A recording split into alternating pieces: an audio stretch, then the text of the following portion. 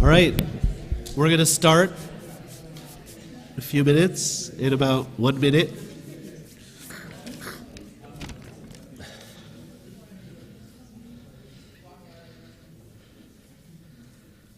All right, excuse the stuffy nose.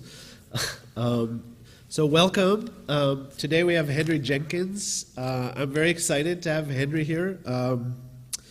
Henry is just recently relocated to Los Angeles and is right across the way at USC, which could be better if he was here, but it's almost good enough. So I'm particularly excited to have Henry speak because of one field that I'm really interested in, I feel is not written enough, quite enough, which is fan culture. And really this very pervasive culture all over the internet of corporations and spin-off culture that fans create, and sort of all the different political and ethical and financial intersections that are created there. You know, is fan culture, fan art derivative of corporate culture, or is it critique possible within a space that is really defined by corporate entertainment, or not? You know, I think that is really interesting. And the more and more, you know, as we sort of are exposed to things like Twitter and Facebook and these things which are really trying to blur that line between community and corporations and agency and all this stuff, artists often find themselves working within these frameworks that are set up by corporations, and trying to find agency within there. So as an artist, I think, which a lot of you are, I think Henry's research on that is really, really important. So I'll read parts of the bio here. So Henry has joined USC from the Massachusetts Institute of Technology, where he was the Peter de Flores Professor in the Humanities. He directed MIT's Comparative Media Studies graduate degree program from 1993 through 2009, setting an innovative research agenda during a time of fundamental change in communication, journalism, and entertainment. As one of the first media scholars to chart the changing roles of the audience in an environment of increasingly pervasive digital content, Jenkins has been at the forefront of understanding the effects of participatory media on society, politics, and culture. His research gives key insights to the success of social networking websites, networked computer games, online fan communities, and other advocacy organizations, and emerging news media outlets. I'm going to jump down to the recent stuff. So Henry's most recent book, Convergence Culture, Where Old and New Media Collide, is recognized as a hallmark of recent research on the subject of transmedia storytelling. His other published works reflect on the wide range of his research interests, touching on democracy and new media, the wow factor of popular culture, science fiction fan communities, and the early history of film comedy. So I'd like you to welcome Henry Jenkins.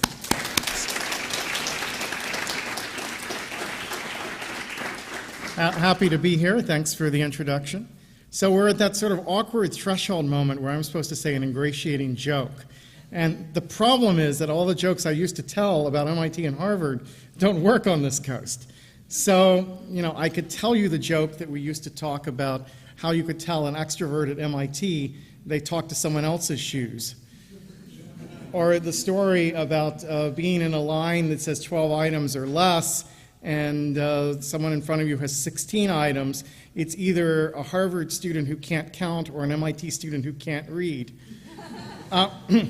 But I haven't yet, because I don't follow football at all, I have no sense of rivalry with UCLA. So I've actually been thinking of just creating an organization called Trojans and Bruins Together, sort of like the gay-straight alliance that allowed these two universities to pool their energies and minds in ways that allow us to conquer the world. Because I'm so excited by the resources and the mix of people that are at both of these places. And I'm hoping this is one of the first of many appearances that will back and forth between these two universities. I'm already working with Denise Mann here at UCLA to organize a conference on March 16th on our campus at USC called Transmedia Hollywood, Selling/Telling the Story. It's bringing together about 20 industry people, academics, and so forth for a conversation that sort of expands outward the issues I'm going to be talking to you tonight. And so if you want to find information about that, one way is to go to my blog, henryjenkins.org, and there's a nice write-up about it and a link back to UCLA where you can register for the conference. So that said, tonight I'm going to talk about transmedia entertainment. I've added some stuff to this talk to sort of reflect how I think games fit within that larger argument, but it's bigger. What I'm describing is a set of phenomena that are bigger than games.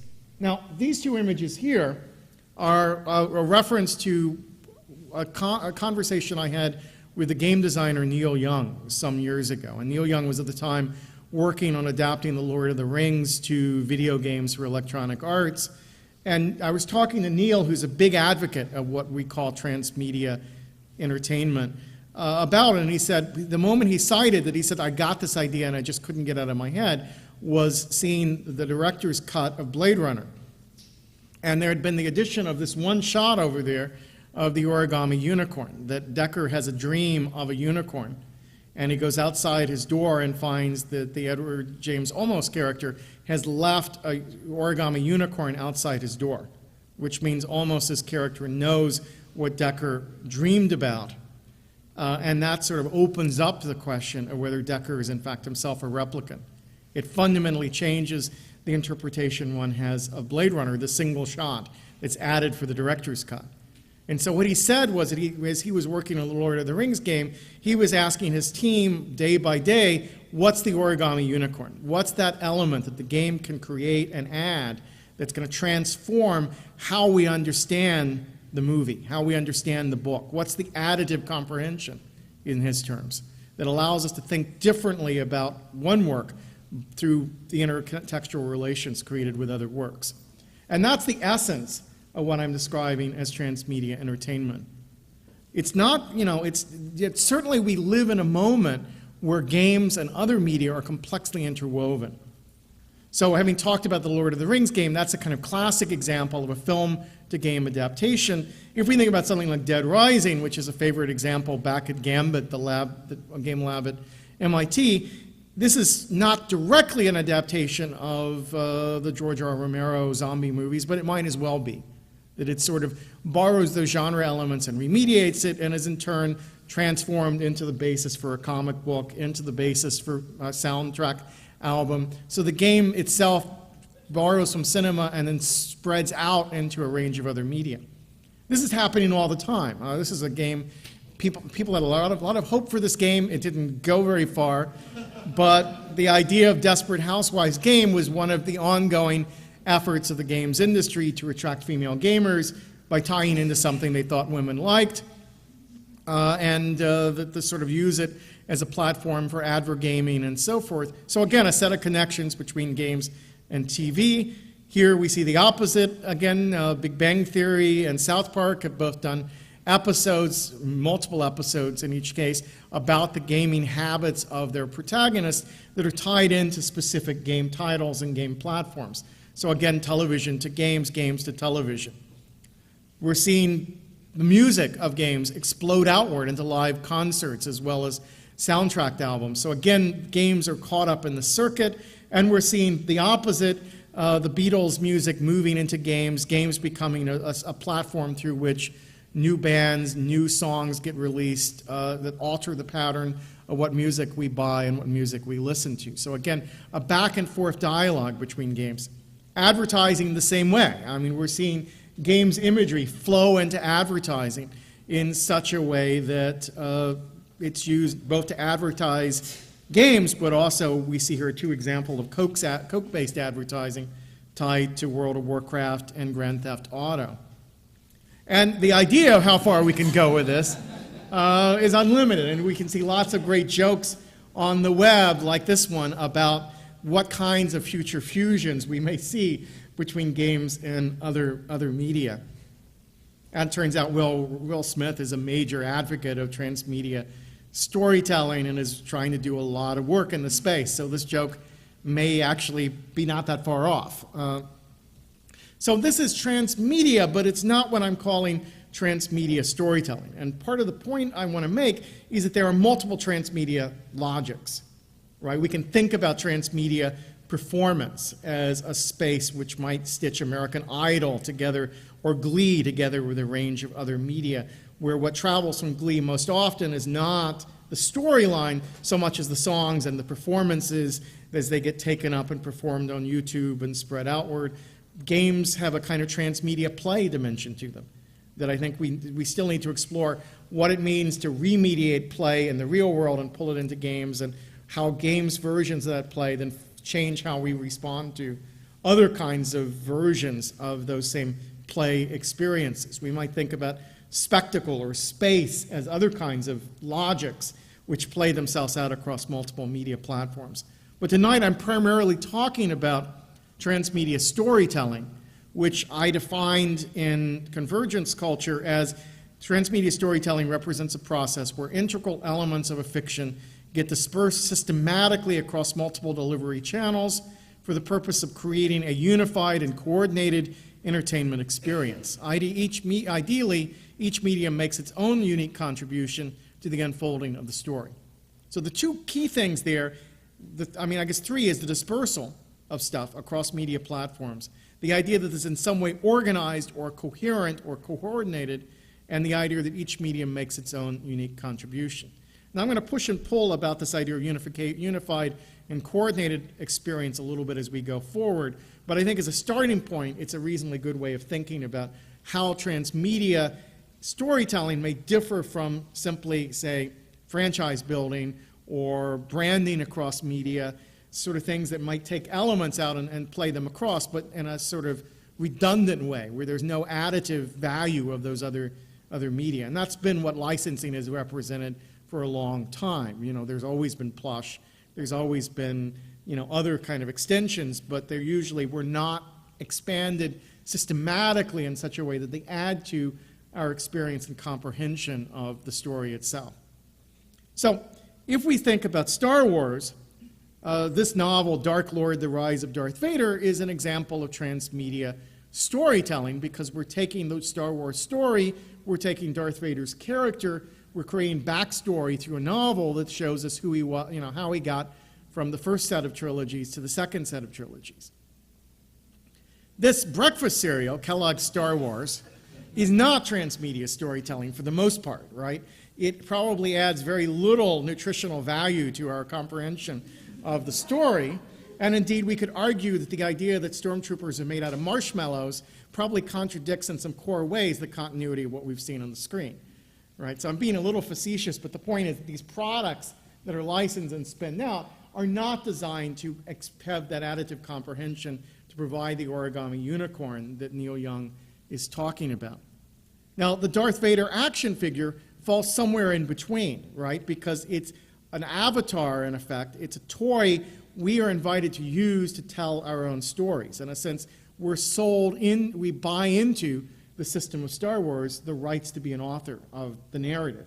And that's one of the things, roots of, I think, of a lot of contemporary remix culture, fan culture, is that this generation grew up playing with action figures that were physical manifestations of the stories they consumed.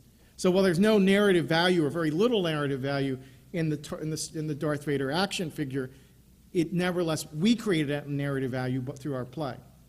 Now, some recent, Jonathan Gray in his book, Show Sold Separately, makes a pretty compelling case that the choice of which characters were added as action figures actually altered in fundamental ways the way a generation thought about Star Wars. That certain characters, Guido, Boba Fett, Hammerhead, so forth, these characters were ones that were minor figures in the movie, but took on much larger role in kids' play life, which means they came back to the movie and paid different attention to those sequences, and over time they got built out in game titles and novels and so forth.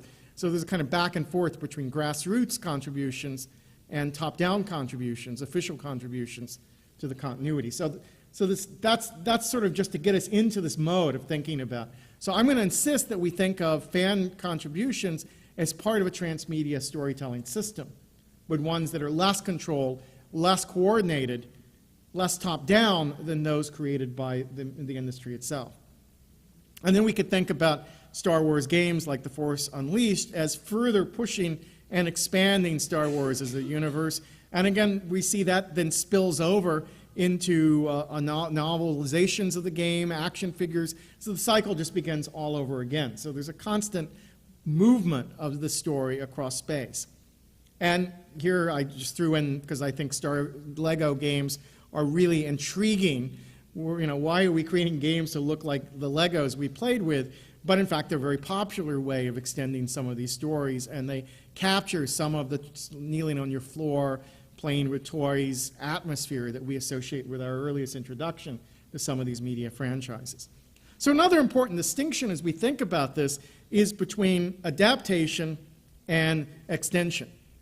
Right? So an adaptation takes the original story and reproduces it with a modicum degree of accuracy. There's a whole lot in adaptation studies about how each adaptation is an interpretation which emphasizes some parts more than others, and I'm totally with you, but I think there nevertheless is in most adaptations a desire for fidelity in some level to an original.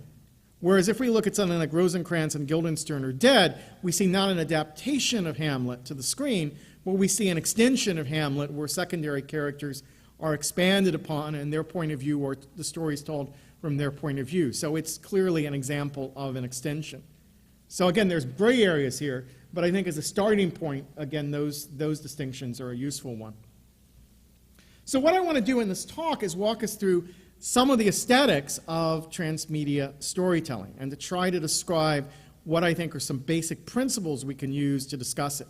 Because we're in a moment where transmedia storytelling is expanding at a rapid rate. I mean, if you pick up Variety now, you'll see the phrase transmedia in almost every issue. There's a global conversation in the industry about this concept of transmedia, and we're seeing more and more examples. And indeed, audiences are becoming so sophisticated in transmedia that they're demanding it when it doesn't appear, that there's an expectation of transmedia, I think, across at least certain genres of programming.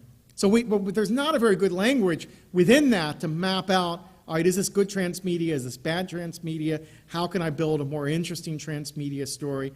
And so what I've tried to do here is break out 7 concepts that I think at least give us some starting points to think about that. And the first of these is the distinction between spreadability and drillability. Now, spreadability is a term I and some others at MIT had been developing, and it's sort of the focus of the next book that I'm writing. But the idea is we sort of went back to this notion of viral media that's in the air right now. And I should say viral media may be a meme. But the point is that those 2 categories are used to explain how culture circulates. And they're both categories that act as if culture were self-replicating. In effect, they strip agency out of our understanding of how culture travels. And what I want to do is create a language that allows us to say people are actively spreading media, consumers and producers. That we're in a moment where top-down distribution is giving way to a model of circulation that's much more participatory than we've seen in the past. And as that happens, people take chunks of media that are meaningful to them and carry them back to their local communities, their social networks, and use them as resources for their interactions with each other. And the result of that is sort of small chunks of media content spread far and wide. Now, Jason Mattel, in his blog, picked up on that and sort of responded by saying, yes, that's part of what's going on, but the other part of what's going on is what he's calling drillability. So he says, perhaps we need a different metaphor to describe viewer engagement with narrative complexity. We might think of such programs as drillable rather than spreadable. They encourage a mode of forensic fandom that encourages viewers to dig deeper, probing beneath the surface to understand the complexity of a story and its telling. Such programs create magnets for engagement, drawing viewers into the story world and urging them to drill down to discover more. And here are the images mashed up with The Simpsons. But so the point is that if you imagine a system where we probably first come into contact with a new media franchise as it comes into our social space, right? It may come into our social space because someone advertises on the Super Bowl, or someone puts a big billboard up on the side of a building here in LA. But it may also come into our social space because someone took a clip on YouTube, send us a link to it, embed it on their blog, insert it into their conversation, the various social, bottom-up ways that people create awareness of content. Once we're aware of that content, and we like it, then we tend to want to drill deep. We want to see how far we can get inside the world of the medium that we're interested in. So there are two sides of the same thing. One creates awareness, the other produces engagement. And those two things work together to create a commercial context where we are fans of a media property in one way or another. And I'm going to skip over that. So that's a key set of terms, spreadability, drillability. Now, one of the places I think we can turn to understand the evolution of transmedia stories is comics. Not just because comics from the very beginning have moved across all media. That's one of the powers of the superhero. He can leap across media platforms in a single bound. But that the idea that the comics world, comic books themselves are porous, and the characters move between comic books over time. The characters of Marvel all interact with each other. They're all going to have various points of intersection. That's really central to this. So comics have been exploring how you build a larger story world or story universe for a long time. Now, if we watch the evolution of comics, we can see three moments in the evolution of the comic that helps us to think about where transmedia might be going next. The first is episodic, right? Comics, the earliest comic stories, 20 pages and you're done. No one could count on getting the next issue of any given comic book because it was spin racks in drugstores. Once you developed a system of distribution, specialized comic shops, direct-to-consumer sales, you then can move from the episodic to a stronger sense of continuity. And we could parallel that to what happened as we moved from Gilligan's Islands to Lost, right? The Gilligan's Island represents that episodic moment of television that Lost represents an increasingly serialized experience of television. Indeed, no one would have imagined that audiences that would deal with the kind of complexities that Lost has created across episodes, within episodes, and so forth. So we have this notion of continuity. And continuity has for a long time been God among comics fanboys and fangirls, but there's a lot more fanboys of American comics than fangirls. But the idea that the fans are able to master and dig deep and lay out the complete continuity of DC or Marvel, and that they challenge the artists, they challenge the writers, they get their no prizes from Marvel, they demonstrate some continuity error, and that's their source of power, is managing continuity. Well, I've been arguing that in comics we've reached the third moment, and continuity still matters in the same sense that individual issues still matter, but where comics have gone is to what I'm calling multiplicity, which is the comics expect that we will recognize that there may be multiple versions of Spider-Man that coexist in the comics at the same time, each with their own continuity, and that we simply connect the right pieces together to make sense of it. And that the multiplicity allows them to reach radically different audiences. So here we see Spider-Man India, where Peter Parker, under a different name, is born in Mumbai, battles Hindu demons. It was created to sort of address a South Asian market. It turned out to sell more in the United States to American pop cosmopolitans than it sold in India, but it suggests a willingness to experiment with a fundamentally different version of the story. Below it is Spider-Man Meets Mary Jane, which is a teen girl romance comic set that tells the story of Spider-Man from Mary Jane's point of view.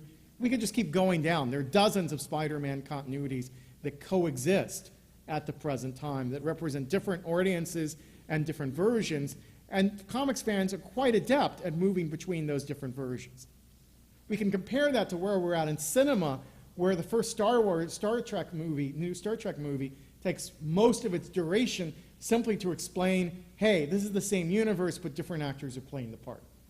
It has to go through a whole tangled time warp sort of story in order to set up and motivate the idea this is part of the same continuity. Whereas you can imagine, if it was a comic, you would just say, J.J. Abrams is going to do a new version of Star Trek. It's going to be cool. You'll see Kirk because you've never seen him before. We'll go forward. And so we sort of see how the different media are in terms of thinking about multiplicity. But the notion of continuity versus multiplicity seems like a key concept to think about the future of transmedia entertainment. So here's another example of how our culture is playing with this distinction of continuity versus multiplicity. Sense and Sensibility and Sea Monsters, Pride and Prejudice and Zombies are just two of a growing number of bestsellers that are based on taking literary classics in the public domain and mashing them up with horror movie tropes. So we've got Abraham Lincoln taking an axe and battling vampires, I think it is, in another book that's selling quite well at the moment.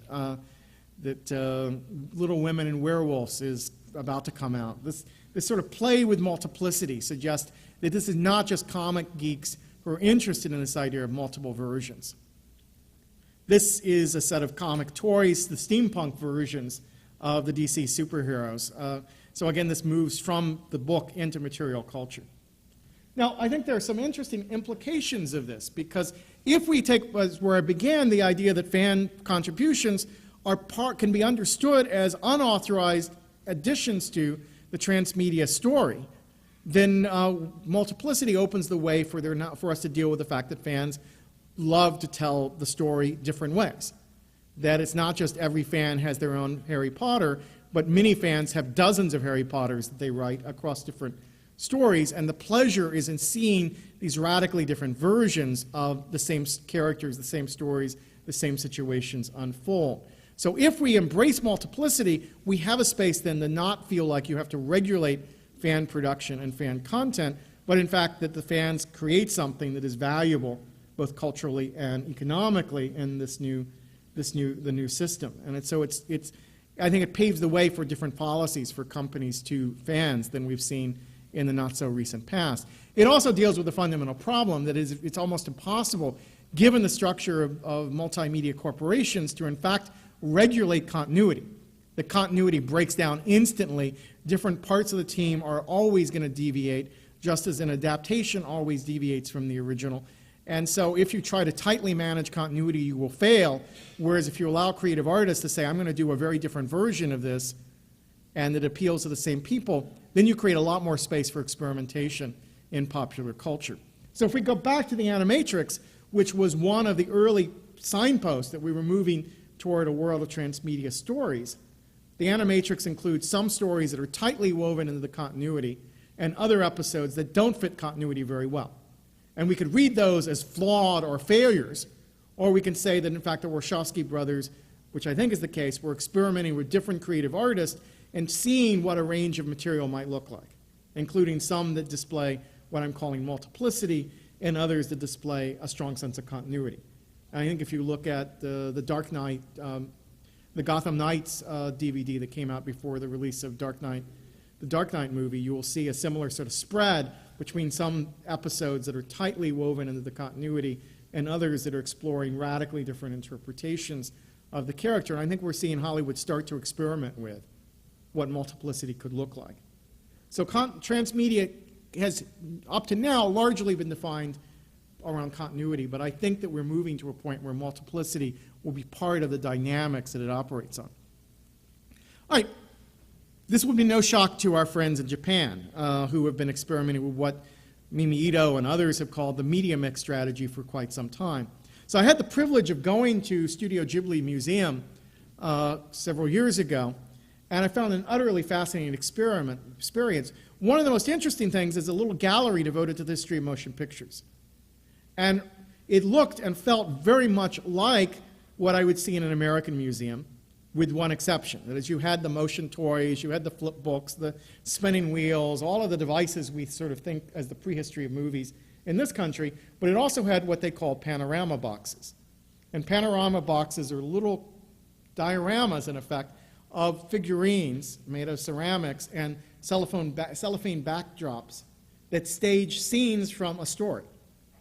And what Miyazaki, on the wall next to it, Miyazaki has this, there's a quote from Miyazaki, who says, just as people wish to make pictures move, they also wish they could look inside a different world. They yearn to enter a story or travel to a faraway land. They long to see the future and the landscapes of the past. The panorama box with no moving parts was made much earlier than the zoetrope. So what he's saying, in effect, is micro-worlds predate the preoccupation in motion.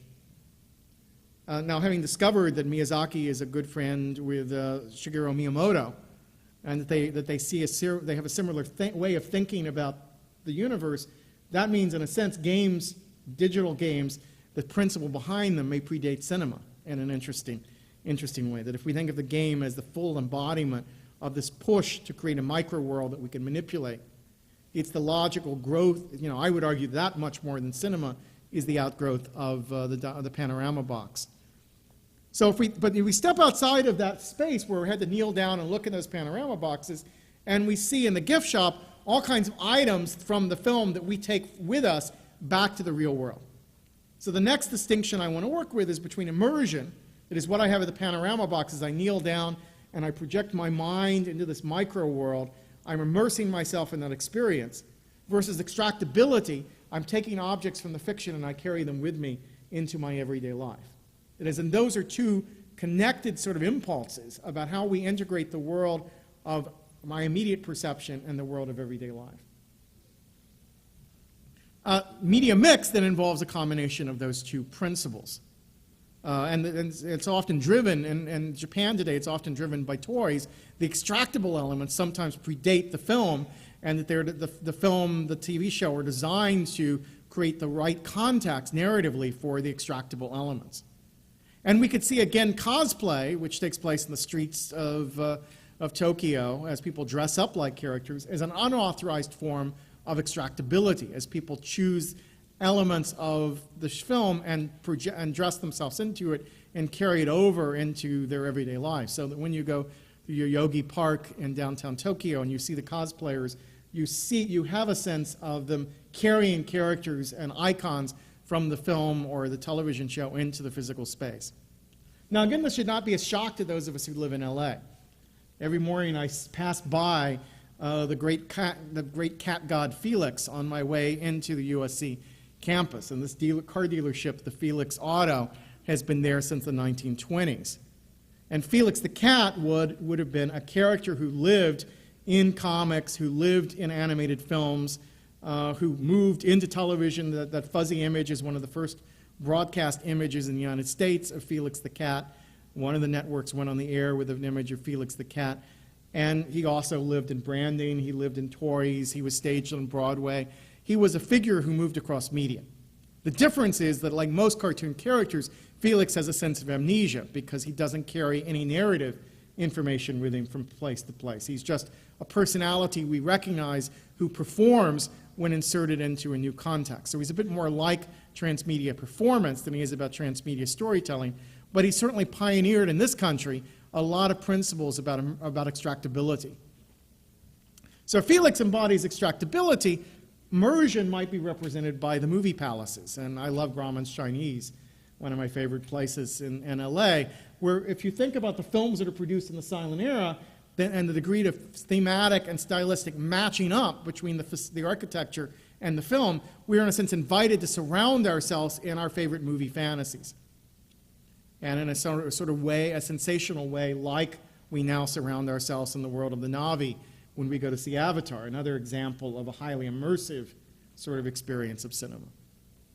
And this idea of immersiveness leads us to this idea of mental tourism, right? And these are things on the web that I grabbed from different franchises that invite us to go and visit the world created by our favorite media franchise. So New Caprica for Babylon, for Battlestar Galactica, Tatooine for Star Wars, and Oceanic Airlines for Lost are all examples of people have gotten into thinking about what it is to immerse themselves in that world.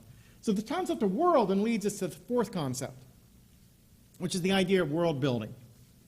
So that a certain kind of story works better in a transmedia environment, and the kinds of stories that tend to have succeeded so far are those that are less based on stories or characters and more based on worlds and clusters of characters, relationships of characters. So what you see now is the org chart for the Zion Resistance Underground Army in the Matrix franchise, right? And you would never find this whole structure in any given Matrix text, right? This is put together by fans retrospectively looking at the feature films, the animated shorts, the comic books on the web, the multiple video games that fleshed out the world of the Matrix. And it's only if you consume across all of that can you put together this kind of mapping of the world of the Matrix. But that people make these charts suggests the desire they have to map or be geographers of imaginary worlds.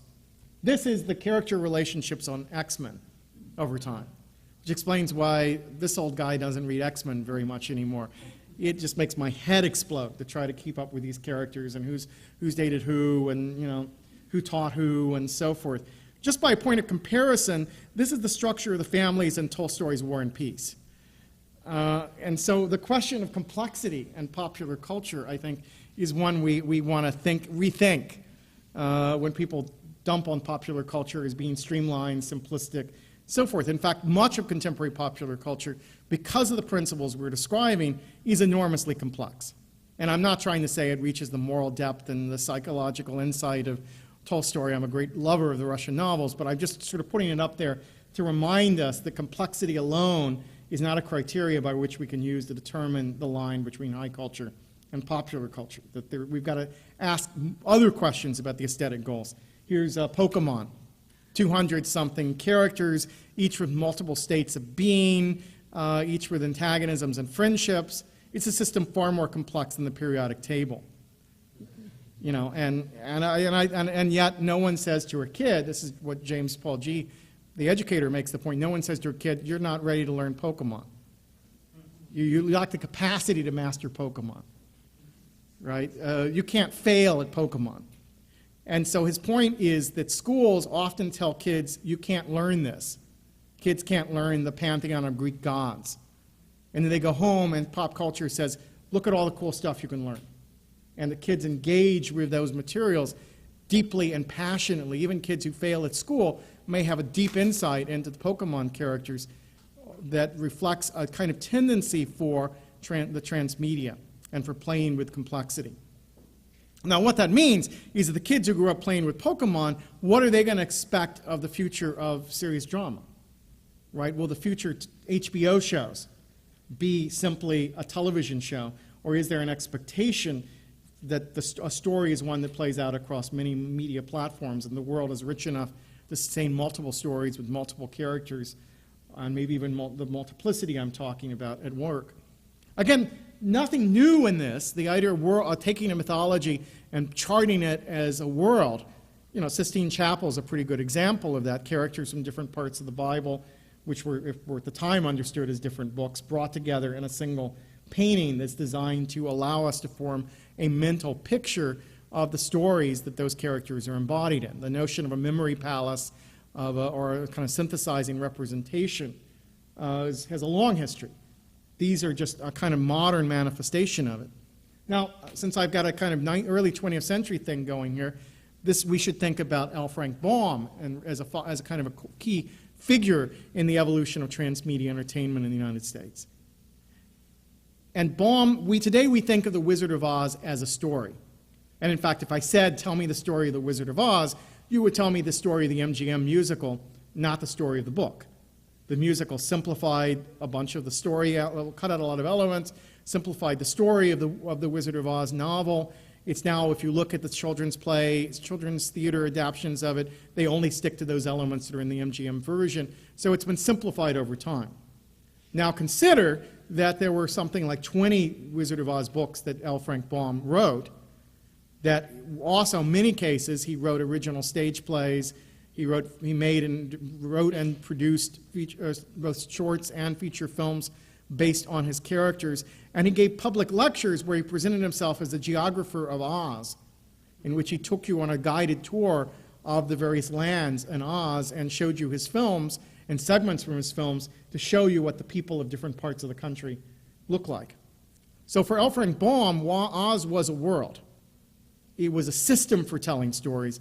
It was not simply a single story. And so this idea of the geography of a world takes on, I think, has a longer history than we frequently acknowledge. Now, what's distinctive maybe about our present moment is when we map the world, we just as often turn to the media life of the world as anything else. So if we think about Watchmen, the fact that if we go back to Alan Moore's and Gibbon's original novel, what you'll see is that he's fascinated with the fact, what do people read in a culture where superheroes are reality? Well, they're not going to read superhero comics, so he reinvented the history of comics to reflect the fact that they read pirate comics. and he represents bestsellers, and he represents news magazines. In other words, his world extends to the mediascape of the world that he's depicting. And we're increasingly seeing that in the ways we think about science fiction films today. So here, these are the benches in LA for District 9, which already tells you a lot of fundamental things about the movie. These are ads, maybe, but you have to look at it really closely to even realize that District 9 is a movie. They are entry points into the movie. That when you sit on a bench that says, for humans only, you're already part of the segregation politics that's represented in the world of District 9. So by the time you get to the movie theater, you've already embodied an aspect of the film. It's already predisposed you to think about the film from certain vantage points. And so just as the action figure is an extension of the story into the physical space, these park benches are also an extension of the story of District 9. And these ad campaigns that True Blood put up, do the same, that they introduces the advertising realm of True Blood before we tune on to watch the HBO series. All right, concept 5, seriality. Again, Dickens is here to remind us not a new concept per se, but a new set of ideas about seriality start to emerge. I just love this quote from a contemporary of Dickens. He says, "The form of the publication of Dickens' work must be attended with bad consequence. The reading of a novel is not now the undertaking it once was, a thing to be done occasionally on holiday and almost by stealth. Serialized fiction is not a mere healthy recreation like a match of cricket, a lively conversation, or a game of backgammon. It throws us into a state of unreal excitement, a trance, a dream, which we should not be allowed to dream out and then be sent back to the atmosphere of reality again, assured by our brief surfeit of desire to indulge again soon in the same delirium of feverish interest. But now our dreams are mingled with our daily business. The new number of Dickens absorbs the energies which after the daily task might be usefully employed in the search after wholesome knowledge." May 1845. So if you read people responding to Dickens, there was an enormous anxiety about seriality, about walling off our fantasy life into things that can be consumed in one sitting and not be part of the everyday world around us. It sort of parallels, I think, some of the anxieties about transmedia that you hear from certain cultural critics who are anxious about the stuff surrounding us, engulfing us, taking over our imagination. It's a similar sort of debate. But other contemporaries of Dickens are saying, I bet you he's just making this up as he goes along. We're bound to be disappointed. There's never going to be no clear-cut resolution. In other words, Dickens was facing the same critiques that the producers of Lost have faced for the last 4 years, right? This anxiety about a serialized form, a form that's not completed before it's released to the audience, surrounds contemporary culture yet again. As television has become more serialized, certain anxieties about seriality have resurfaced as we've looked at it. And I would say the debates about seriality become an important things to think about as we look at this. So the idea of seriality is, I think, based on two things, chunking and dispersal, right? That the idea that if you think about a classic serial, you have a meaningful chunk of it that's given you in an episode of the movie theater, an installment of Dickens' serialized novels, in the episode of a comic book, or in the episode of a TV show. We get a chunk, and that chunk has to be satisfying in itself, but it also has to hint at or leave open something that creates our desire to return to the next chunk. So you have chunking and dispersal. Dispersal across weeks on television, across weeks on the movie screen. So all that we're adding when we think about transmedia is dispersal across media platforms, right? The same principle, meaningful chunks coupled with the spread of that content that creates gaps that we fill in with our speculation, our anticipation, our retrospection. Those experiences are of the meaningful chunks created around the transmedia story. So this here, the story plot distinction is here because in film studies, we've talked in these ways for a long time, right? The story is the mental construct we have in our head once we've completed consuming a text. And the plot is the sequence by which we receive that information in the film itself. So if we think about a detective story, like The Maltese Falcon, what you've got is you begin in the middle of the story, right? The detective arrives on the scene to solve a crime, and we go backwards and forwards in time. We go forward as the detective investigates, but as he interviews individual people, they bring us back information from an earlier point about what were the motivations of the crime, how it happened, So by the end, we now have a full story. So if we think of that story plot distinction across media, then we can say the plot is the structured delivery of information, which may be open-ended and nonlinear, or it may be fairly linear and structured. We're now seeing with television shows certain transmedia elements roll out before the show launches. Others are rolling out in the early weeks of the show. Others fall in the gaps between seasons. Others come after the end of the series. That people are becoming more and more aware of the structured dispersal of information. And the consumer becomes a hunter and gatherer of information who brings that stuff together and forms a mental picture, i.e. forms the story from the information that's dispersed across those platforms. So that's the essence of seriality and why it's useful. We're seeing comics play really important roles in that seriality. So we're seeing prequels and sequels of a variety of television series through comics because it's a lower cost way of extending that story. But we're also seeing that function starting to be played by games, where games can take us into the world, show us aspects of the world, but may also be pre-movie titles. Some of the Star Wars games, I think, are good examples of how the game may create a chunk of the serial that takes place prior to what we saw on the screen. And that relationship of those parts is a kind of seriality across platforms. I think Battlestar Galactica has rather thoroughly explored how you can take a main continuity in Battlestar Galactica, begin to use direct-to-DVD movies to flesh out backstory, to do parallel developments, and now has created the Caprica TV series that goes 65 years in the past and shows us how we got to the preconditions for the start of Battlestar Galactica. So over time, we're getting the pieces of a serial, but we're not getting them in a linear order, and we have to constantly manage our mental images to make sense of the story as we put those various pieces together. But that's part and parcel of what's made, I think, Battlestar Galactica such an interesting experiment in contemporary television. All right, concept 6, subjectivity. So again, going back to historical antecedents, if we think about some of the earliest novels, they are at the deepest level at least multimedia, if not transmedia. By which I mean novels like Dracula, Robinson Crusoe, Pamela, Q's 3 classics, are composed of diaries, letters, in the case of Dracula, the transcript of an interview, sometimes a variety of other kinds of texts that have been patched together under the fiction that the author found them, right? That these are not a novel, just as, say, an alternate reality game proclaims not to be a game. They're presented by the author as if I found this stuff, and you have to read across them to put together the pieces of a story. So within the covers of these books, we have multiple media of that period represented, and across those media we have to consume in order to put together the pieces of the story. Now, what those authors did particularly well is explore character subjectivity in that mode. So that when you're reading a diary, you get fairly immediately inside the head of a character. As you're reading a letter, you have a different understanding of, all right, this was written from character A to character B. What's the relation between character A and character B? But character B is writing to character C and saying something totally different. And reading across those pieces, you form a much more complex psychological portrait of the characters embodied in that novel.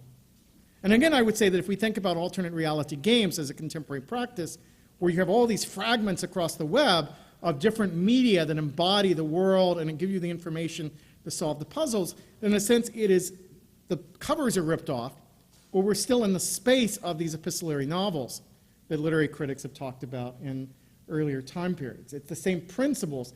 So we can in fact learn quite a bit about how to do that better, especially about how to think about subjectivity better, by going back to those classics and looking at them differently through the lens of this sort of current moment of transmedia. So one of the things that television has been doing fairly well is taking secondary characters and using these media extensions to show us the world from their point of view. So with the launch of Heroes, for example, where they had a large ensemble cast, what the producers decided to do was to gradually introduce the background figures via comics until they took the position alongside the leading cast members and became part of the world of the story. So certain characters were being foregrounded in the television show, other characters being foregrounded in the comics, and over time the line between the two of them blurred until they were all just the characters of Heroes.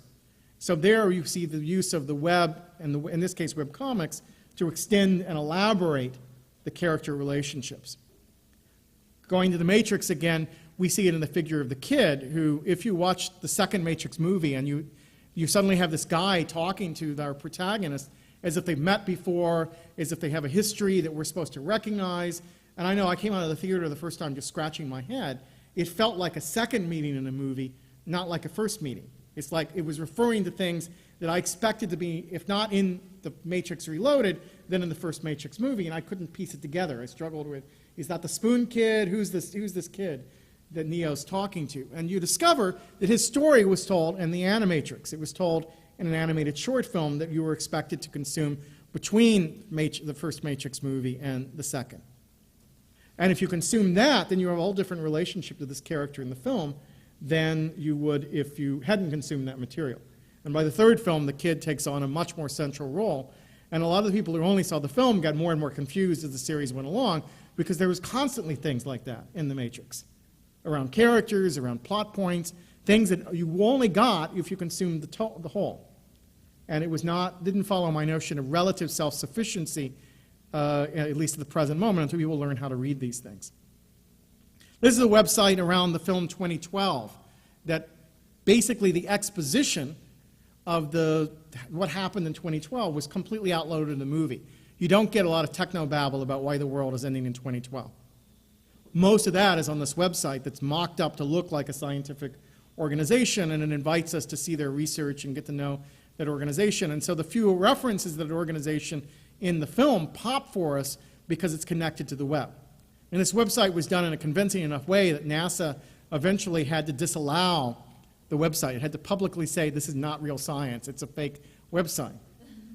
Even though, in fact, it says all the way over it, it's tied to a movie, it explains it's fiction, but NASA felt compelled to disallow it. And I suppose next they'll disallow Jurassic Park and the WWE and a variety of other kinds of experiences that are also fake but meant to look more realistic. But we're at that moment where the fake scientific organization is so plausibly constructed on the web that it adds to our experience in such a way that it actually threatens real scientific conversations. Now this Sterling Cooper, this was on the fan side, right? That around Mad Men, fans began using Twitter and took up the names of all the characters on Mad Men and constructed an improvised drama, in effect, their own episodes, and formed their own ad agencies, built their own ad campaigns using Twitter. AMC tried to shut them down, discovered it was a PR disaster, and reopened the space for them. The fascinating thing is most of these people turn out to be advertising executives. So we've got this case where contemporary advertising executives are fans of Mad Men for obvious reasons and are going online to pretend to be an advertising executive in the 1960s. And so they create a totally plausible advertising agency because they're completely immersed in it. And you have presidents of the company pretending to be working for the mail in the mailroom, or all kinds of topsy-turvy relationships in the ad agency playing it out. And what threatened the AMC was this was ad promotion work being done by other ad firms they hadn't hired. You know, in effect, they were reading these guys as advertising people, not as fans, and the lines got completely blurred in that instance. Again, District 9 is rather interesting. Here we see a website, Everyone Deserves Equality. MNU spreads lies. MNU is the big organization that runs through District 9. This website's in the alien language, and it has no key initially how to translate that language. It depended on fans cracking the code, translating the language. The language tells us things about the aliens' biology and their background that we don't know in the movie, but that in fact I think would change how we understood the movie and the character relationships. And it's framed as footage and information captured from MNU, but presented by a protest group that's challenging it as propaganda. And so you see both reality being created and deconstructed at the same moment on the site, all hidden by a code that requires people to actively work to construct, to break down. So it's a fascinating example of where we're at. Sort of all of the resistant practices have been reproduced by the production company as part of the way of creating that immersive relationship to the story. So even reality is functioning this way. So if we think about this idea of taking secondary characters and telling the world from their point of view, Project Runway, one of my favorite reality shows, now has models of the runway, so that the designer story is told in Project Runway, and then we flip back the time and show the same experiences from the point of view of the models. So, what's a fairly, models is a pretty formulaic show, not that interesting, but what's interesting is that it exists at all. That idea of reversing the lens. So you can imagine Survivor and Loser Lodge as two shows that were completely interwoven. So as people get voted off Survivor, they move into Loser Lodge, and we see what's happening there while they're waiting to go back to the jury room. I think that kind of interconnection is something that we're likely to see more of. So the final concept is what I call performance. And in this discussion of performance, I'm emphasizing fan performance, because this is one of my ways of talking about how fans expand this universe. But as people have pointed out to me as I've given this talk elsewhere, we could also talk about authorial performance, that in a world where showrunners become public figures, have their own blogs, have their own podcast, or speaking constantly to their audience, they're performing a relationship to the text that is every bit as constructed and elaborated as the fan performance. And so both of them performing for each other at the present moment as we think about the information that surrounds a popular media franchise. So if we think, Derek Johnson has used the term over-design to talk about world building in something like Battlestar Galactica. And if you watch it and watch Rod Moore's podcast each week as the show was unfolding, he would dissect that world building and show you all of the stuff about the characters, about the world that weren't explicit on the show. They were visible in the shot, but because of the art design elaborated so fully on the world that there were things we only began to pick up on if you listened to Ron Moore's discourse about it. So that there, the nonfiction discourse of the author contributes actively to shaping our perception of the fiction. Because another kind of origami unicorn, where things are hidden in plain sight on the show, and the discourse around it creates a different kind of way in. Here are the pictures from Glee. An episode of Glee goes on the air. It's taking songs that were already familiar from pop music world and re-performing them. And probably by the following morning, there are re-performances of either lip sync or karaoke performances recorded on YouTube, recorded and put up on YouTube. And some amazing stuff going on as the fans re-perform that music. And that in turn creates the market for, they've released 3-4 soundtrack albums so far of songs from Glee, and we're only through the first half of the first season. So there's a whole different relationship to music that's emerged because of this performance culture around Glee that I think is really worth paying attention to in this regard. Now again, games have been way ahead of anywhere else in terms of recognizing this space of fan performance. And Second Life's a great example where the line between fan performance and official breaks down fairly quickly. This is the website CSI New York created, where they had an episode where the mystery and clues, the body could be dissected in Second Life, and so fans were encouraged to go through and explore the space and the gap between the first half of the episode and the week later, the second half. So they took advantage of seriality to give a space for fan exploration. This, on the other hand, is one of the areas devoted to Serenity and Firefly on Second Life, which is fan-generated. And fans are performing characters, redesigning ships and spaces. And the line in Second Life makes it really difficult to separate out what's official and what's unofficial, that they are all there in the same reality. And unless you're immersed in the experience, if you're casually walking through, you have no way of telling the fan performance from the commercially created text. Now, this is no surprise that those of us who grew up with video games, we are constantly performing the characters and situations from video games, that we are carrying it with us, into our everyday lives in a variety of ways. These are just some pictures I found on the web looking at Mario in costume. You can find amazing images of people performing the part of Mario Brothers.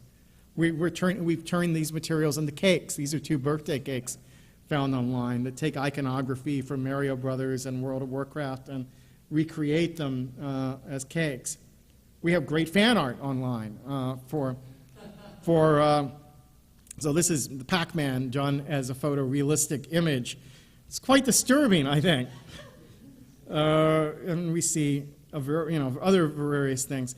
What we see online is the audience taking and localizing or nichifying the content for themselves. So if we look at something like Tomb Raider, these are kind of classic examples.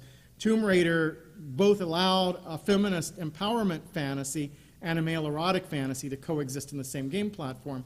If we go on the web, we can find sites like this one where feminist fan fiction around Lara Croft got written and published. and sites like this one where you basically strip the clothes off Lara Croft and create images, so that this feminist empowerment and male erotic fantasies are simply a click away on the web, and both of them become ways of the fans themselves extending the property in ways that connect with very specific fantasies of different segments of the population. We've seen gamers become quite early adapters of new media platforms. Here we can think about machinima as a set of practices, most famously red versus blue, but also the Spartan Life, or ways that gamers have taken up machinima, that is using the game engine to do animation and create an ongoing web series, in some cases that are more popular than the games they're based on. We've seen gamers do their own audio podcast and video podcast to comment on that. Those are audio. This is a very popular video podcast, very good critic who sort of spoofs and rips up games every week. And we've seen stuff like the Penny Arcade do all of this, right? The Penny Arcade may have started as a webcomic, but it now runs one of the most important trade shows in the games industry. It's become a brand as big as any game franchise, I think. And we've seen sort of figures like Will Wright begin to explore, can we create games intentionally to enable raw materials for fans to generate content? And increasingly, Will Wright talks about the fans as the co-creators of the game. Here, the Mall of the Sims is a place where you can download content for your Sims game, all created by amateurs, and indeed the amateurs are allowed to sell that content to each other. The legal department has created a space where you can trade directly in content that's remixed and arguably pirated from the Sims game. And that gets pulled into other transmedia properties. So here we see a website where someone has made avatars for all of the characters in the Harry Potter books. And someone else will take those avatars and recreate scene by scene the plots of all the Harry Potter books. And that becomes a way of literally performing Harry Potter through a game engine. And there are large-scale projects that people have been doing it to recreate Harry Potter using The Sims. The Mii's give you a different way to do that, right? We see here, Let It Be, Yes We Can. You know, the Wii platform and the notion of creating your own avatar has allowed a lot of people to take on personas from other media franchises and carry them with them into a variety of game spaces. Spore sort of carries that to the next level, where you literally are designing characters that will be inserted in other players' games. We're seeing sort of in that space, gamers began to go back to earlier properties. So the Mega Man is now being released as a new game after almost 15 years out of production, and it's largely because of retro gaming, emulators, the discovery of that franchise from people who grew up with it, and reasserting it as a brand that shouldn't have been killed. And fans so the move is back from gamers to fans again. There are extraordinary filmmaking ventures going on right now that I think extend outward the space of media franchises in interesting ways. If you haven't seen The Hunt for Gollum, it's a feature-length prequel to Lord of the Rings that really looks as good as Peter Jackson's production for the most part. I mean, acting's a little uneven. It's more on the level of what George Lucas gets out of actors than what Peter Jackson gets out of actors, but it's there, it's getting there. So, speaking of George Lucas, this is a really fun project where people took individual shots from the original Star Wars film and crowdsourced them.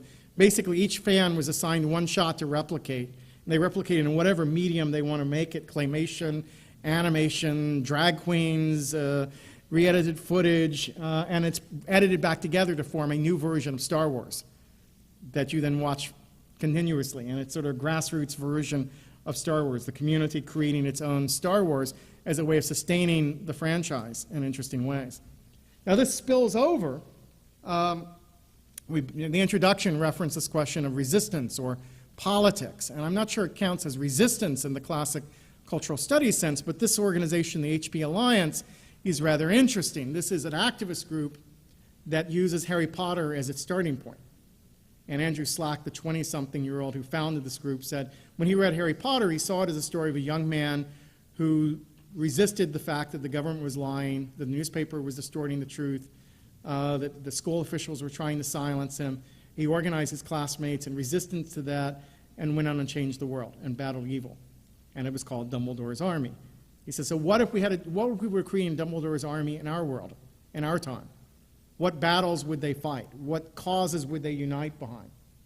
And so initially they went after human rights issues around the world because J.K. Rowling was involved in Amnesty International. More recently, they've been involved in gay marriage debates in California and Maine. They were using house competitions to get voters to the poll. The Gryffindors and the Slytherin and the Ravenclaws and the Hufflepuffs each competed to see who could get the most voters to the poll to vote on gay rights. They've been involved in labor organizing at Walmart. They're involved, they've raised an airplane's worth of materials to send down to Haiti in the last 2 weeks. It's 100,000 young people around the world working together to fight evil under the banner of the HP Alliance. And this is fan activism, and it's something that one of the main areas of my research right now is to try to find how isolated this example is. And we keep finding other examples of fan activist groups, which is another way of performing the story of Harry Potter or these other media franchises. This is the anonymous movement tied in a battle against the Church of Scientology, where the figures they take are the masks that were popularized from the V for Vendetta comics and film, are used to mask their identities during these fairly large-scale protests in cities across the country. So again, it's fan activism, but also fan performance. So this slide at the end, I did this talk at MIT's Futures of Entertainment conference in November, and the video went up on the web, and an advertising executive liked it and built this visualization for it that's also traveled through the web. So it sort of generated its own transmedia phenomenon quite without my direct participation. But I thought I'd leave it up here because it's a map of the talk, and as we discuss things, we can both the audience and I can refer back to the concepts. I threw a lot of concepts at you in fairly rapid succession, but I'm hoping this gives us some orientation of what I've talked about.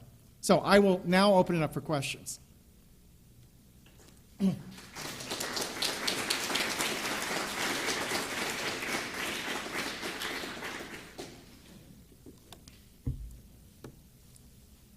Yes? So when you talked about the matrix and the animatrix and the whole concept of if you weren't participating in the entire transmedia experience. I'll turn this over to you. Okay. Okay. When you were talking about the matrix and the Yeah.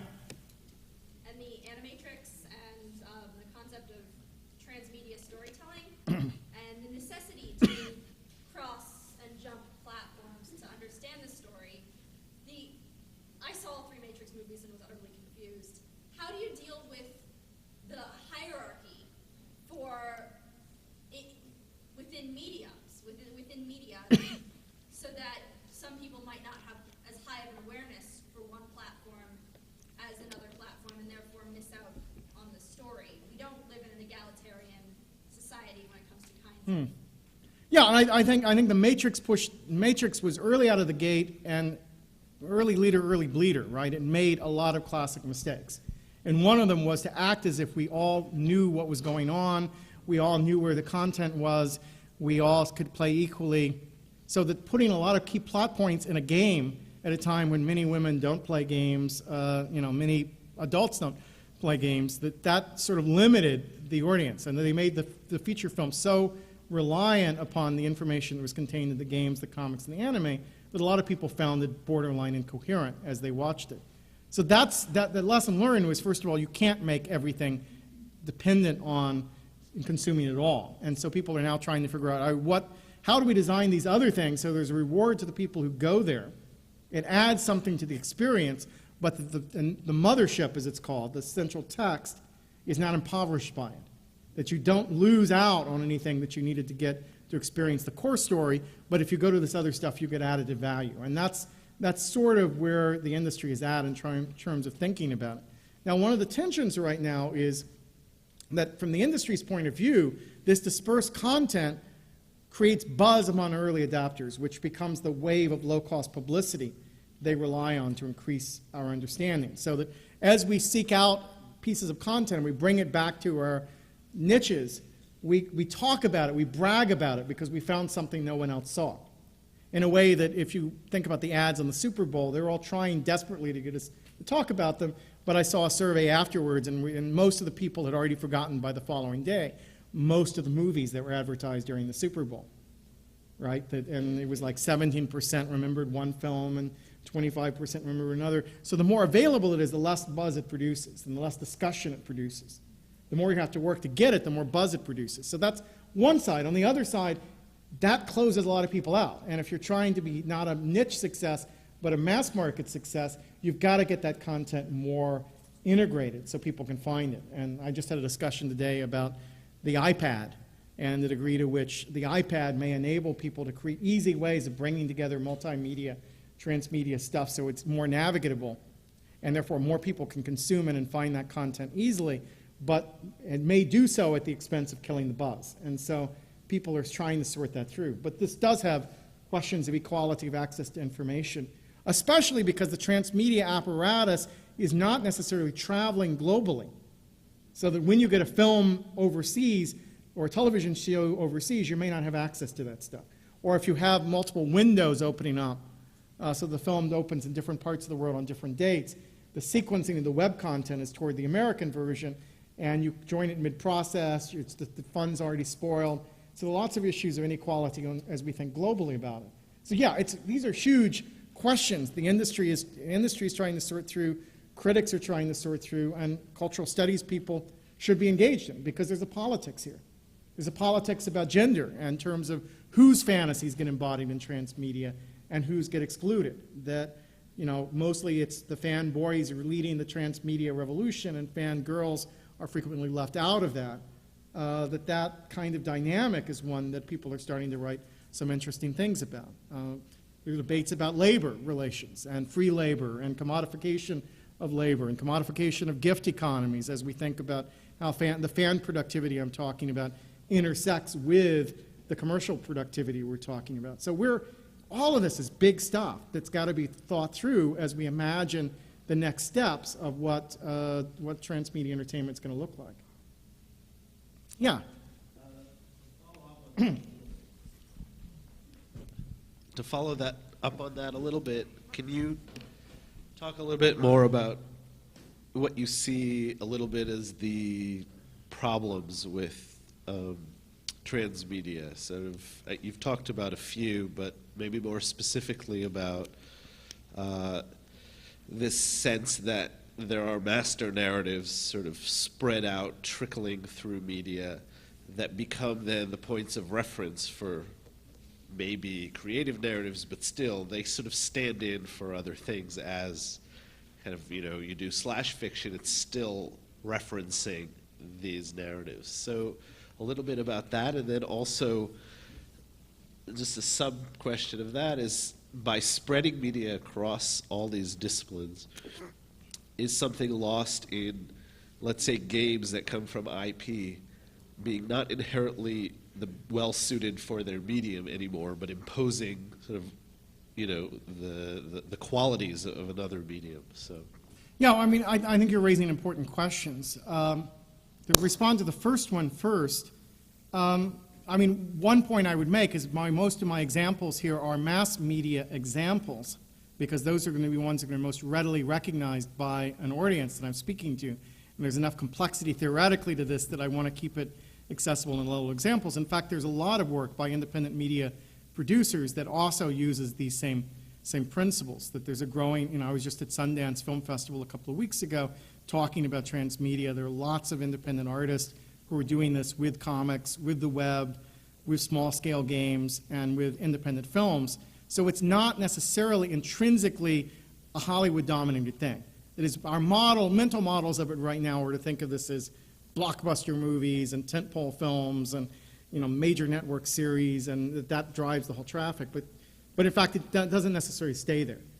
And that I think there's a lot of space for Peter Greenaway would be an interesting example of an artist who really pushes his stories across media platforms in a really systematic way. I would say Matthew Barney's Cremaster is something that systematically moves across platforms. But so are Lance Weiler's low-budget horror films. You know, Head Trauma is something that took advantage of all of these principles to get on the radar to begin with. So it's not intrinsically just the big players who play. But your larger question of is this colonizing our fantasy life is a legitimate one. But I also, and I think we should ask that question. I think we should struggle with it. I don't see this as fundamentally different from other kinds of narratives that colonized other people's fantasy life. So, Dickens' novel, I'm not making a hierarchical distinction between Dickens' novels and Star Wars. That they both were things that occupied people's time, became operative fantasies, became reference points of people in earlier periods. That's why I threw the Sistine Chapel in here, right? It's hard to argue that there was a bigger master narrative across human history than the Bible. Folklore and mythology did similar functions in other times. So we're describing a human tendency that has a certain economic dimension now because our fantasy life is produced by corporations, and that changes the commodification of our fantasy life is something I care about very deeply. But if we look on a functional level, the stories are doing more or less the same thing, and our relation to those stories are remarkably similar. And so I want to separate out those levels. And then we can focus concern about consolidation in the media industry, commodification of fan labor and their gifts to each other. There's lots of things I'm concerned about and write about more and more. But I don't start from the assumption this is all corrupt because it's made by corporate producers. I start from the assumption it could be good culture, but it may be being done in ways that are manipulative and we should be concerned about. Now, what was the second question about it? I remember the word IP, but I'm looking for...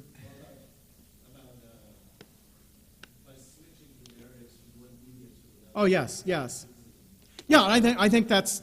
I think part of the problem is right now we don't know very much about this stuff. People are throwing things at the wall and seeing what sticks, and a lot of it is done badly. And that we're seeing, there are very few good examples of games turned into films, for example, that have been worth watching. And that has to do with a lack of understanding of the core principles of games and what makes them different from simply narratives. The stuff that the ludologist would have told us to pay attention to certainly comes into play when you take a game property and you slap it on the big screen and think it's going to make a satisfying movie. It's got impoverished characters, and as a game, or the characters are less central. They're cursors we use to travel through space. On the other hand, the film totally impoverishes the play mechanics that make the game a compelling experience. And so there's not been a good interplay between it. There are problems right now in that games based on movies are often made at the last minute. They're rushed games. They're made with low budget. The budget for the game goes to buying the voice actors and the access to the imagery and not into the design of the game. And so they're often sluggish, not repetitive, formulaic games. It's not that intrinsically that has to be. And I think as the industry thinks about co-creation models where the game and the film are conceived together on more or less equal footing, we may get to the point where we have a better balance of that. But I think right now we see the potentials of that connection much more than we see the reality of it. The reality is most of the games have been bad. On the other hand, comics have, I think, made real contributions already. And I would say Buffy Season 8 is a great example where the show went off the air and the comics continued fairly seamlessly and has expanded the story in some interesting ways. I think webcomics have done really good contribution. So this stuff is not all equally good. Part of the point of defining an aesthetic for it is so we can actually sort out the good from the bad. We have a language to talk about what's creative and interesting and what's not in the space. Right now, we've got what we see opening before us is a big creative opportunity, which is what I like. The industry sees a big commercial opportunity, which is what they like. Whether those two things can coexist or not remains to be seen. But certainly, I know a lot of interesting storytellers and artists in almost every media who are driven by this idea of creating something that follows a transmedia aesthetic, and they're struggling for enough creative control to do it well. And that's, I think, part of my work is to mobilize, to help inform people about it so that I empower those really creative people in the games industry and comics, film, and TV to do more, to sort of explore the space and not be constrained by old models of licensing and stuff that does result in fairly banal reproductions of these stories in different media platforms. So does that answer your question? I'm thinking a little bit about, let's say, a genre like science fiction writing and how I think it suffers because of transmedia, because you go to the science fiction section now, and it's really dominated by, at least in numbers, by work that is part of this system, which means narratives that don't adapt themselves well to a multitude of different media end up dying in this system. So something that, like a complicated Philip K. Dick novel, that once it makes it to the movies, it's stripped of anything that was true to it being a book, and it's turned into kind of a generic film. So that kind of idea is what I'm talking I mean, about. as a science fiction fan, I totally agree with you. That I'm now to the point where I'd rather Hollywood did not base its stories on classic science fiction stories, because they haven't done a single one of them well, right? And I think that's a definite problem in the current system of production, as is the problem of Star Wars novels and Star Trek novels taking up shelf space that might be devoted to original fiction. Except Existence. Yeah. Which doesn't work as a movie, but is a good adaptation of... No, but I would also note that the amount of bookcases in a bookstore today devoted to science fiction is significantly greater than it would have at any moment in our history up to this point. So and I think probably statistically there are more original science fiction novels published every year than there ever were before. It's just the category exploded. A sizable, visible chunk of it's dedicated to spin-off fiction, some of which is good, some of which isn't. I've never bought the argument that Star Wars closed out the other stuff, because the other stuff is being published, and we make choices as consumers about whether we buy it or not. It's being published by the same publishers that always published it, and a lot of it is selling quite well. So I don't think it works with the threat. I think we have a need to want to distance ourselves from the spin-off novels. But I do get the point about science fiction novels being adapted to the screen. But all I would say there is that there weren't very good adaptations of science fiction novels before we had Transmedia either. And it may well be that in fact the complex world building of science fiction may be better achieved if we can tell a story that has more depth to it across Transmedia than we would be able to tell if we simply could do a straight up 2-hour adaptation of Dune or any of the massive novels that are classics in science fiction. That Transmedia probably paved the way for Peter Jackson's Lord of the Rings, for example, which is a pretty good adaptation of a fantasy novel that needed the room to grow, and that probably there was more that could have been done with that material if it extended into comics and the web and so forth. That in fact we just saw the potential there of spraying it across 3 movies. Yeah.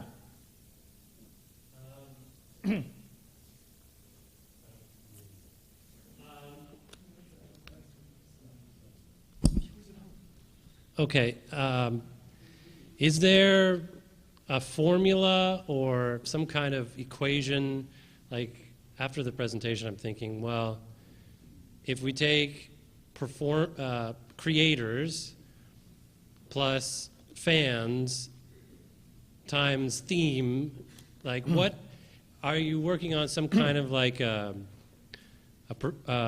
performance kind of formula that it seems that Transmedia operates on, that it's not just about creators, it's not just about fans, and it's not just about themes singularly. It seems like it's all of these, as we use the word trans. Do you feel there's more of this and a little bit of that, and I mean, again, it's the stuff we're still trying to figure out. Yeah. I mean, what's interesting to me is that if I talk to the creators of Transmedia, and again, if you go to our conference next month, you'll get a chance to do it too. These are people who were fans who made it into the industry. This is the inmates running the asylum. That these are people who grew out of that grassroots culture of, more of them or played Dungeons and Dragons than wrote fanzine fiction, but they come from those worlds, right? And their aesthetic grew out of that. Same in the UK, where Russell T Davies and revamped Doctor Who and launched Torchwood with a very strong fan aesthetic driving his creative production. So even the category of fan versus producer may not adequately describe what's going on, because they're in many cases in the same body. The producers are now generating next generation fans who are responding to what they created, but fandom created the phenomenon that we're now seeing. This is what happens when you mainstream the creative impulses that fans have been experimenting with since the 1960s. So those roles are, I think the more those roles collapse, the more you're going to see this kind of creative energy start to unleash. Now, the question is whether it's worth viewing or not. That's where theme probably enters into the equation, right? To me, if it's done well if it deepens my experience. If it simply stretches it thin and does uninteresting things, then it's still a bad transmedia narrative, just as it was a bad game or a bad film. It doesn't, the fact that it's got complexity is not sufficient to give it aesthetic justification. But we're right now, because we're in experimental phase, I'm willing to give credit for anyone who tries interesting stuff, but I'm looking for people to do interesting stuff that creates a depth of experience. As I think some things around The Matrix did, as I think some things around Heroes have done, around Lost, I mean, I can point to examples that I think do deepen dramatically our experience of these texts in ways that are only possible in a transmedia environment. So yeah, I don't think you get away from any of those, and these other questions like navigation become really complex. As I said, you put too many breadcrumbs out there, and you kill the game-like atmosphere of trying to find the pieces and bring them back to your nest. You know, imagine an ARG where you didn't have any problems and puzzles to solve. Not very interesting. On the other hand, for a mass media phenomenon to operate like an ARG, I think is problematic, and so the more Hollywood gets involved, the more it's going to simplify those connections, and the more it's going to insist on much more visible trails through things.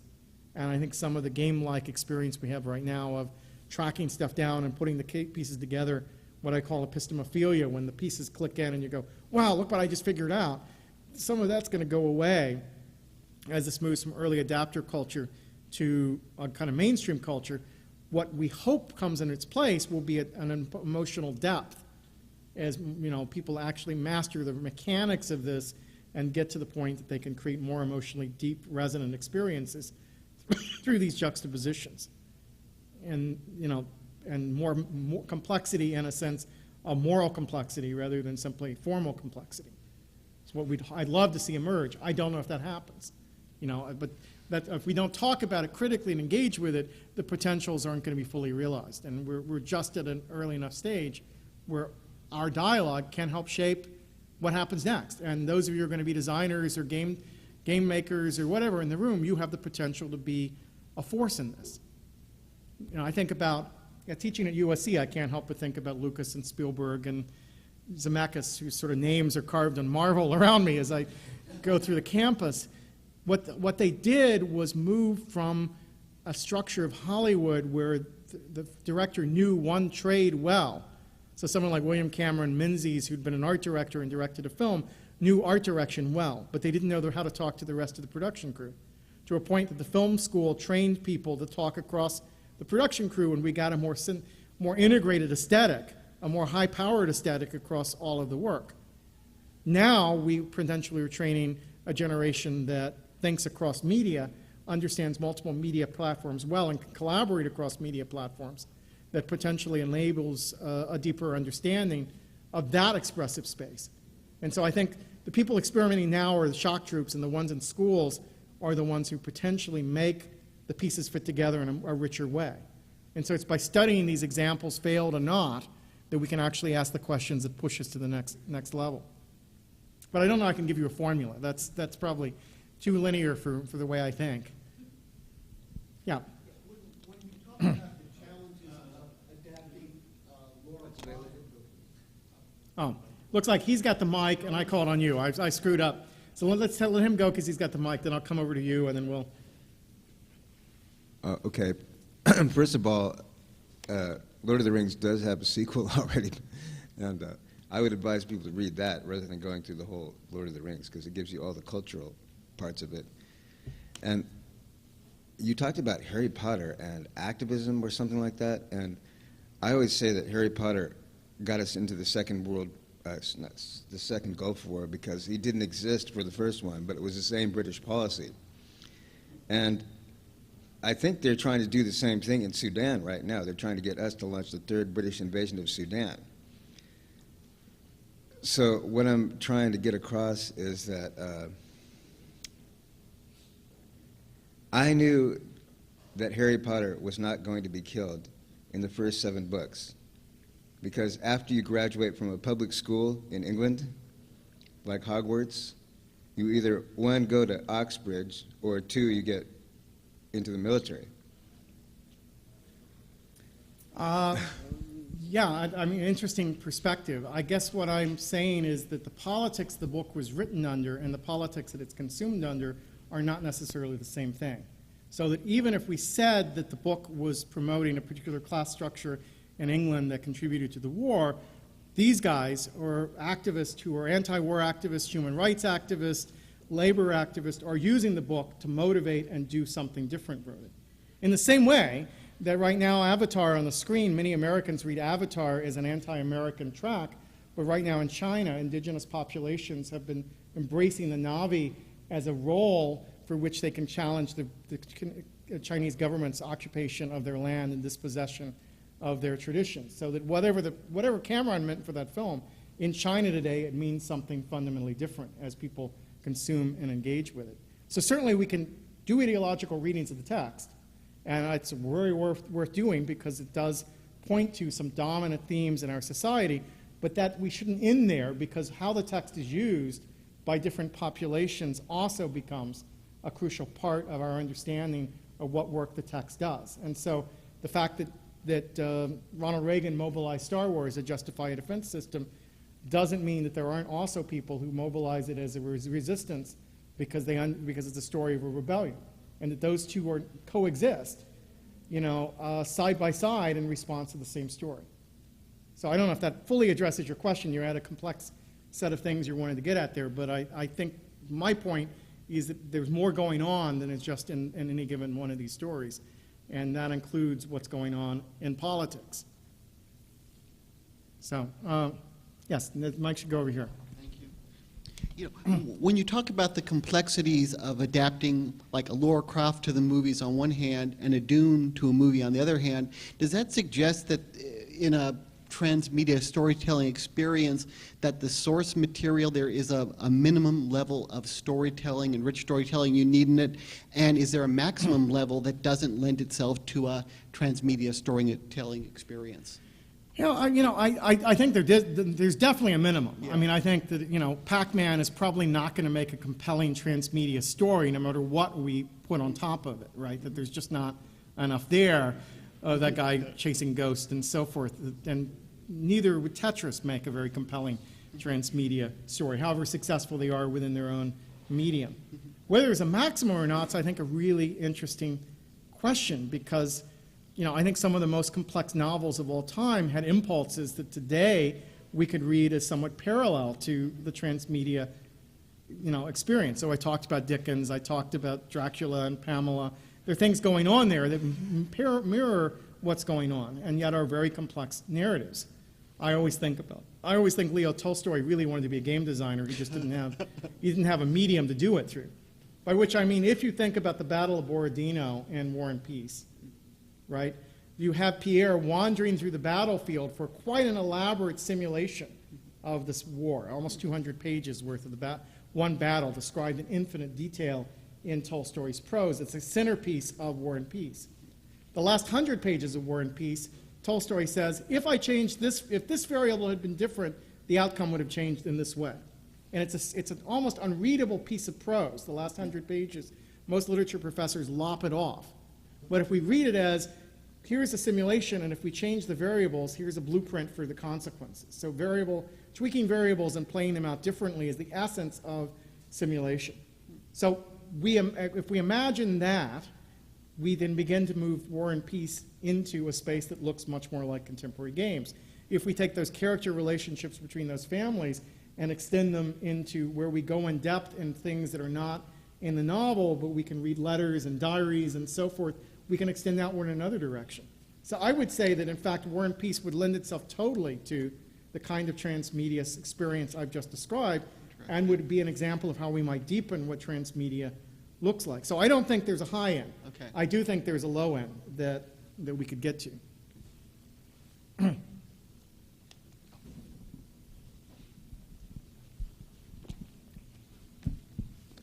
So you gave some examples where the transmedia experience expanded the original property in a positive way, and some wherein it sort of didn't add too much to the original story.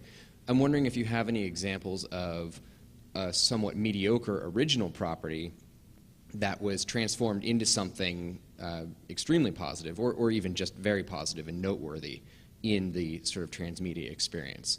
So starting from sort of not very much, and in moving to another medium became quite impressive. Well, quite impressive may be too strong, but I'd say Riddick Chronicles is a good example of something where a mediocre movie turned into a fairly interesting game franchise that led to some new insights. I think, it's hard to think right now of mediocre examples of transmedia because it's been a lot of highs and a lot of lows. And I think that's probably just a product of it's not yet formulaic enough to pit the middle very often, that it's trying for the bleachers, and and it lands with a thud sometimes. But it's the kinds of people who are involved here that have enough intellectual ambitions that I find even failed examples typically pretty interesting. But I think we're going to see the mediocre stuff happening right away, because the minute all of these Hollywood executives get a hold of the concept of transmedia, and most of whom only half understand it, we're going to see a lot of really formulaic examples, that we're going to see every television show. I mean, we saw for a while everyone trying to produce Lost, and most of them were not very good. We still see it with Flash Forward, which is a little better than some of the first wave of Lost imitations, but it's not going to succeed in the end, I think, Flash Forward. I think it's played itself out already. People are having trouble achieving that even in a single medium right now, that level of complex serialization. So I don't know if I can point to a mediocre example off the top of my head, or one where a mediocre text is made dramatically better. I think it's incrementally better. But in theory, you imagine a place where any given text is fairly impoverished within its own medium, but the additive comprehension create something that's richer, and that the experience across is better than the experience within. And I think that's what the promise people see within transmedia. Whether we've seen that happen in reality yet or not is a kind of interesting question. But that's what got me first interested in it, is how do you work within the formulas of a system that is reducing the complexity of any given media platform, and hold on to that complexity by simply pitting the pieces against each other in such a way that we have something where the parts are better than the whole, or the whole is better than the parts. And that's what the potential is, but I don't know if we've actually gotten there yet. That's over there. Great. Me? Yes, you with the mic. The fact that, as you just elaborated, that Hollywood moguls are a little bit slow to catch on to transmedia, do you think there's a correlation at all between that and the fact that Hollywood really isn't making a lot of films that are generating demand amongst consumers, and therefore, I mean, it's not that maybe it's not just Netflix and competitive coming in, taking a piece of their pie, that maybe it's the fact that they're not getting transmedia? Do you think there's any correlation there? That makes a certain degree of sense. I think Hollywood is struggling to keep up with the digital generation and what their expectations are about what a good story is. And I think Hollywood is always conservative. I don't mean politically conservative. I'm not challenging the claims about liberal bias. I'm just saying that it's aesthetically conservative. It holds on